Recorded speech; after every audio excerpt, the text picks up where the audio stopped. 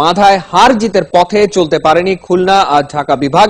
খুলনায় খেলেও হার জিতের ফয়সালা করতে পারেনি বরিশাল আর ঢাকা মেট্রো। তবে দাপটের সাথে খেলে বরিশাল ঠিকই ফলোঅনে ফেলেছিল ঢাকা মেট্রোকে। মেট্রো শেষ দিনে তাদের দ্বিতীয় দফা শুরু করে 106 রানে। ইনিংস আর ঠেকাতে দরকার ছিল আরো 8টি। শেষ পর্যন্ত 7 উইকেটে 353 রান করেছে। তার 88 রানই দিয়েছে সাদমানের ব্যাট। 50 করেছেন মার্শাল আইয়ুব আর আসিফ আহমেদও। সিলেটে বাঁহাতি স্পিনার 45 রানকে নিয়ে 56 রানে হারিয়ে হোসেন 154 রানে টার্গেট পেয়েও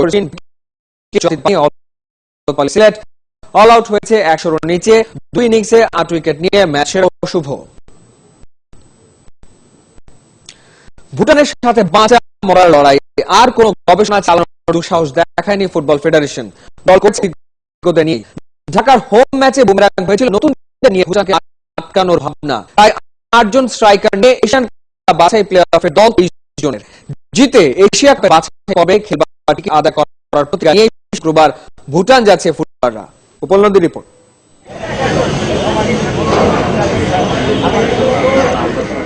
33 ফুটবলারের প্রাথমিক দল ছেটে 23 জন এশিয়ান কাপ বাছাই খেলতে ভুটানিরা ড্র করলে উঠবে। তবে ওদের মাঠে অন্তত একটা গোল করা চাই। ঘরে সহজ সুযোগ হারা করে তবে ম্যাচ আমরা লড়াই নিয়ে চূড়ান্ত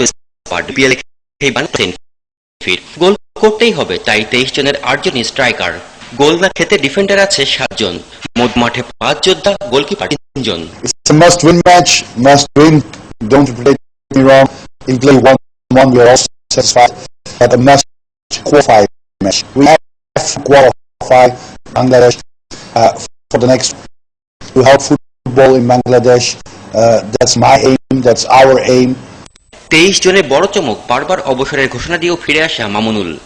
মাস 8 পর দলে ইনজুরির সাথে যুদ্ধজয়ী এমিলি। স্কোয়াডের আরেক চমক লম্বা চুলের striker Enamul. In the circumstances where we need some experience and play on artificial grass, different than on the muddy pitch we played at home, it could be suitable for Mamunul. Emily was months out. We know statistically 67 matches, 17 goals or 16 goals for the national team. In the last 10 years, I think best striker for Bangladesh. প্রশ্ন উঠতেই পারে ভুটানের সাথে মহাগুরুত্বের এই ম্যাচে বাংলার ক্যাপ্টেনকে। উত্তরটা তুলে রেখেছে বাফুফে। দেবে ম্যাচের দিন 10 অক্টোবর ভুটানের রাজধানী থিম্পুতে। উপলব্ধি 71, Dhaka. Bangladesh championship league BCL ফুটবলের দলবদলের শুরুর দিন ঘটা করে 30 ফুটবলারের রেজিস্ট্রেশন করিয়েছে লিগের নতুন দল সাইফ স্পোর্টিং ক্লাব। ফুটবলারদের ট্রান্সফার আর রেজিস্ট্রেশন চলবে 12 অক্টোবর পর্যন্ত। তারই সপ্তাহ দুয়েক পর 29 তারিখে শুরু হবে 2016-17 মৌসুমের বাংলাদেশ চ্যাম্পিয়নশিপ লিগ ফুটবল। এবারে লিগের চমক, লিগ জিততে কোমর বেঁধে নামা সাইফ স্পোর্টিং ক্লাব 4 বছরের জন্য দল টেনেছে সার্বিয়ার ফুটবল কোচ নিকোলা কাভাজোভিচকে।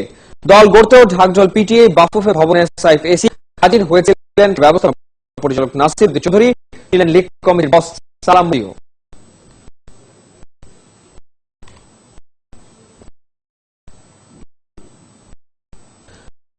এশিয়া কাপে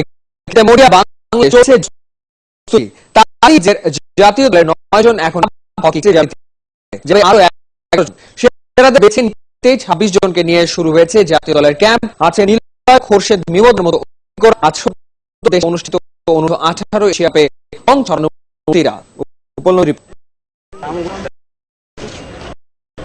নভেম্বরে হংকংয়ে AHF কাপ। চ্যাম্পিয়ন হলে এশিয়া কাপে বাংলাদেশ। এই টুর্নামেন্টে আগেও জিতেছে বাংলার হকি স্টাররা।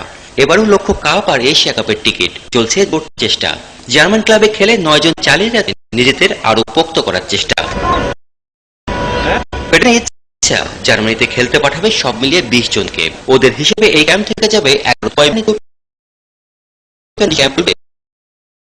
কাপের পর্যন্ত। আগামী 4 তারিখে 20 জনের স্কোয়াড জার্মানি যাবে এবং ওখানে আমরা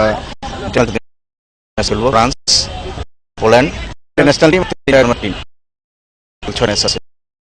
আমরা নভেম্বরের 1 তারিখে কাপই না, আরো দূরে এই চাপ থেকে পর ওরা আবার যাবে জার্মানি। 30 থেকে 40 তৈরি হবে ঢাকায় 2017 সালের মার্চে ওয়ার্ল্ড হকি দ্বিতীয় রাউন্ড।